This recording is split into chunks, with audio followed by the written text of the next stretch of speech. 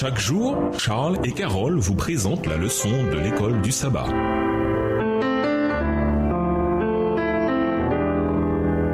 Bienvenue dans votre émission. Dieu nous parle. Nous voilà à la leçon 7. Jésus enseigne les disciples. Première partie. Étude de la semaine, Marc 8, les versets 22 à 38, Matthieu 20, les versets 29 à 34, Jean 12, le verset 25, Marc 9, les versets 1 à 50, Malachie 4, les versets 5 à 6 et Luc 9, les versets 30 et 31. Verset à mémoriser. Puis il appela la foule avec ses disciples et leur dit: si quelqu'un veut me suivre, qu'il se renie lui-même, qu'il se charge de sa croix et qu'il me suive. Marc 8, verset 34.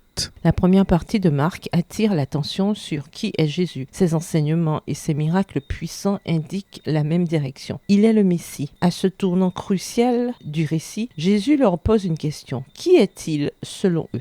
Pierre donne une réponse claire à cette question et Jésus commence à expliquer où le mène ses pas de Messie, c'est-à-dire, nous le savons, à la croix. Dans la dernière partie de Marc 8 et jusqu'à la fin de Marc 10, Jésus passe le plus clair de son temps à enseigner ses disciples à propos de son parcours. Dans ces chapitres, il fait des prédictions sur la croix. Ces dernières seront suivies d'instructions particulières sur le discipulat. Ces puissantes leçons demeurent d'actualité aujourd'hui. Cette partie du deuxième évangile est marquée par la guérison de deux aveugles, l'un au milieu de Marc 8 et l'autre à la fin de Marc 10. Ces serre-livres miraculeux montrent de manière spectaculaire qu'être disciple, c'est aussi comprendre qui est Jésus et où il va. Il y a 2000 ans, ces enseignements constituèrent un défi pour les 12 disciples. C'est toujours le cas pour les disciples d'aujourd'hui, car ils nous mettent face au prix à payer et aussi aux grands bénéfices qui attendent les disciples de Jésus. Au revoir. Et à demain si Dieu veut.